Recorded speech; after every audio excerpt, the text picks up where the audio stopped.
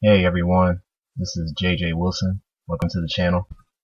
I left off with the introduction to the Street Fighter fan fiction story that I looked up online a few days ago. Ryu, Chun Li, the heart of the battle. So I'm going to discuss Act 1. And for those that have yet to read this comic or the story, I'll have the link in the description box. So if you don't want to listen to the whole review first on Act 1, go ahead and look on the website and find the book. You can download the book or you can read it online. That way, you can figure out what's going on first before I go ahead and get started on this review. For those that want to stay, thanks a lot. And let's get into it.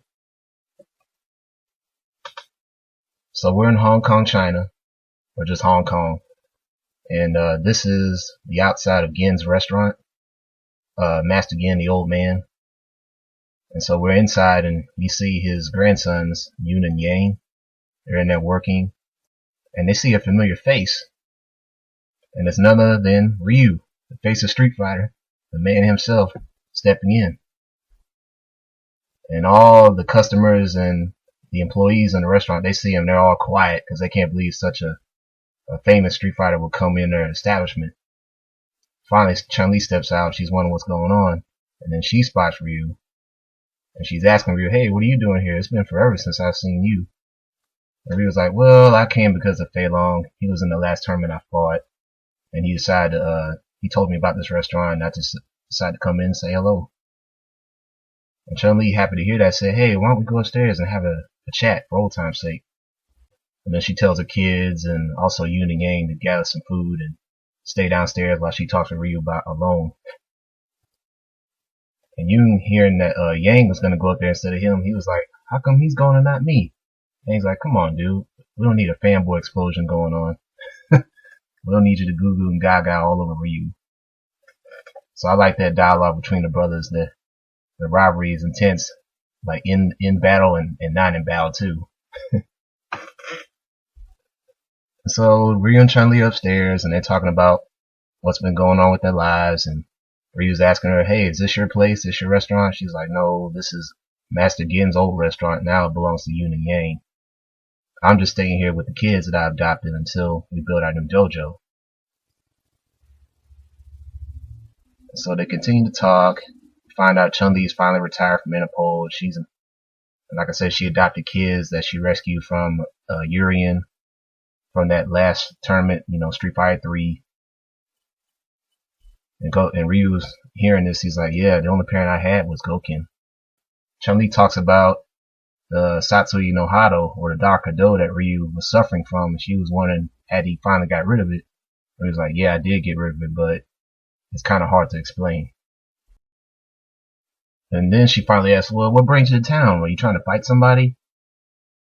And Ryu's like, no, I was passing through. I'm going to head for Japan in a couple of days, in a few days. And there's a tournament up there that I want to fight in. And I just came back from America. And then the reason I came back from America was because of this. And Ryu shows her a picture. And this was quite a shock to me. It's Sakura Kasugano, his disciple, his first disciple that he taught Ansatsuken karate. And Ken's first disciple, Shan Matsuda. So Sakura and Shan, they're married. Now they're official couple. So that that blew my mind right there. I'll talk about that later in a future video. And so after he shows Chun Li the picture, Chun Li talks about the dojo and like, well, we're just getting started, and once the dojo is complete, it's going to be our new home. But it's going to take a lot of time because I'm really the only one that knows how to build any construction work. And Ryu's like, hey, I've done dojos before. I wish I could stay and help, but I got to fight in this tournament. And Chun Li, she has a disappointed look in her face after hearing that. And then she offered to walk Ryu to his hotel and even give him some food from the restaurant so he wouldn't have to eat any airplane food on the way up to Japan. And so they finally go out in the street together. And then she thanks Ryu for helping with defeating Bison, the head figure Shadow. She thanks him for that. I was like, well, I'm not sure if I deserve any thanks. This has come from you. I don't really need any thanks. And the next thing you know, Birdie shows up. And of course, this is the Birdie that's not fat. He's still in shape. Even though he just got out of prison, he's after Chun Li for putting him in jail in the first place. And upon seeing that, Ryu was like, "Here, let me grab that food for you, Chun Li." And Birdie got his goons up there and they're ready to fight. But Chun Li was more ready, and she took care of business. And so a little while after, the police show up, and then one of the cops is asking Ryu, like, "Now let me get this straight. You said this gang right here decided to go after a lady, and the lady by herself whipped all these boys up?" And he was like, "Yeah, she's a warrior." And then the other cop comes in and is like, "Come on, dude." If she wanted help, she could have asked for help, Chun Li. This is Ryu and Chun Li. They didn't need any help. And the reason why Ryu didn't do it is because he respected Chun Li's fighting skills. And then Chun Li asked Ryu, was like, "Hey, does this type of thing happen to you? Bad guys trying to come after you for revenge and stuff?" And Ryu's like, "Yeah, and that's kind of the reason why I move around all the time." And then Chun Li says, "Yes, that's the reason I decided to retire. I got sick of guys coming after me trying to challenge me to a fight." And Ryu's like, "Well, you still won the fight." And Chun's like, "Well, it's not about me winning, and it's not about my reputation. It's about me protecting my family and protecting my loved ones, to keep them safe. And sometimes you have to give up those things in order to protect those that you love." So she got a little bit irritated after hearing that from Ryu, then she's ready to go again. And then that made Ryu think really hard about what she said. And then he asked her, it's like, "Hey, do you still need some help with that dojo?" And Chun's like, "Well, yeah, I do, but it's going to take a lot of time." And he's like, "Well, I fought in a lot of tournaments, but I never actually built a home." And Chun's like, "Well, what about the bad guys?" I was like, "You can protect me." And Chun's like, "Yeah, whatever, but don't get careless because I'm still retired." So they decided to shake hands on it. And little did they know they're being watched, and it's Juri Han that's watching them. And so, well, she was like, "Well, ain't this a trick?" And Juri Han has big plans for Chun Li and Ryu. Whatever she's planning it definitely can't be good.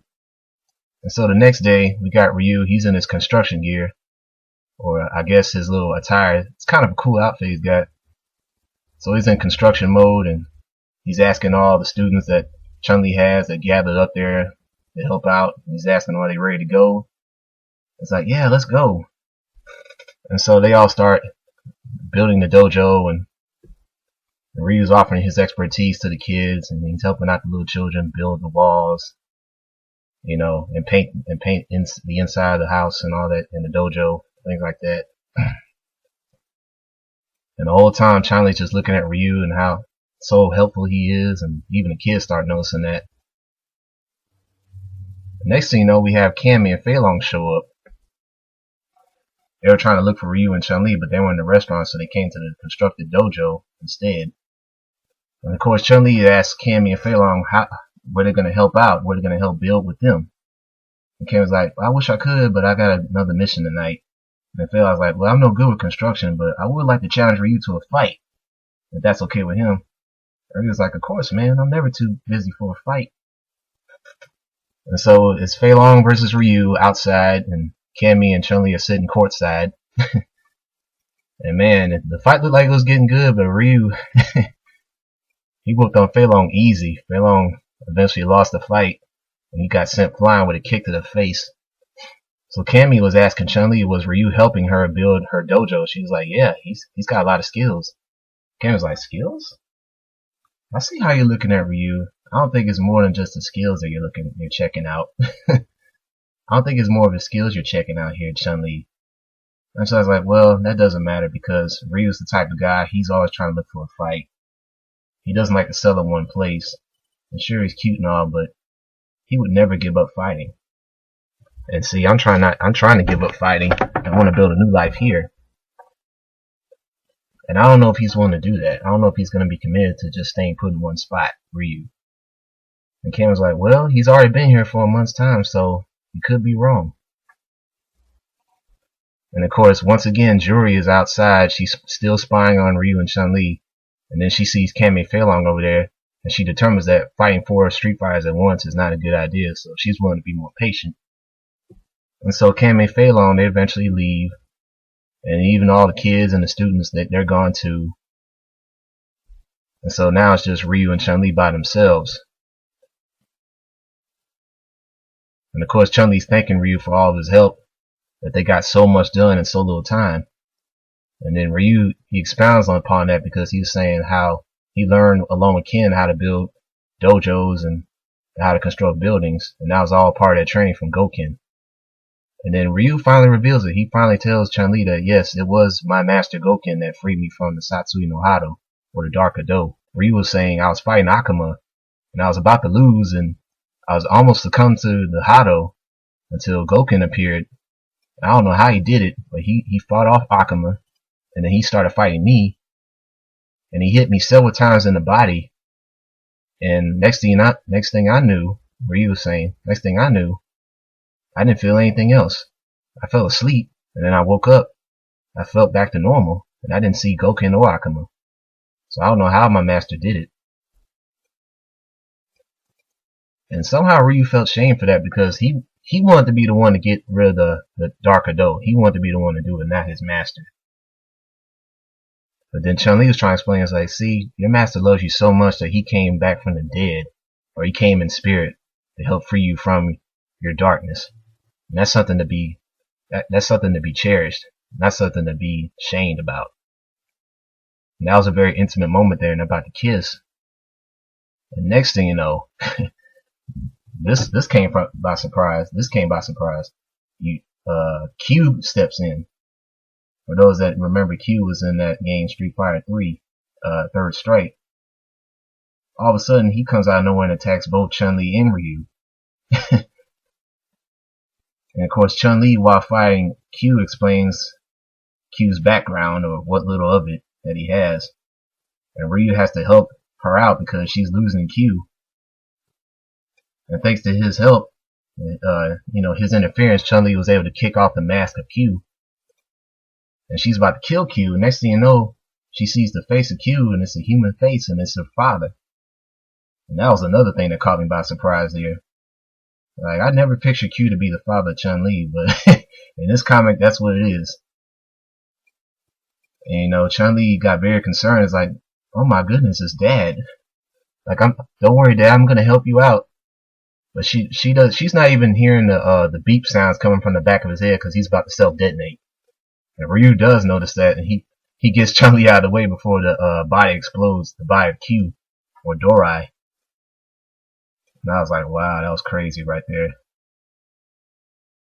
And of course, Chun-Li is crying because she promised herself she wouldn't cry again, but upon seeing her father's face, she does cry. And then next thing you know, she's calling up Interpol once again to get a forensics team over here to investigate the scene and to come to her location immediately. And so Chun-Li and Ryu, they're looking on at the fire that came from that explosion. Ryu has to comfort her. And then Chun-Li is like, I thought Bison killed my father. It's like, Ryu's like, I know you need answers, and we're gonna find them out together. And that's the end of the act. So yeah, it's a nice build up for what's about to take place. Like I said, I'm gonna do Act 2 and also Act 3. So yeah, guys, tell me what you guys thought about the story so far. And like I said, the book is gonna be available on that website that I put down in the description box. And please subscribe if you want to hear future reviews from me as well. Well, that's it from here. Until the next update for the story. Check you guys later.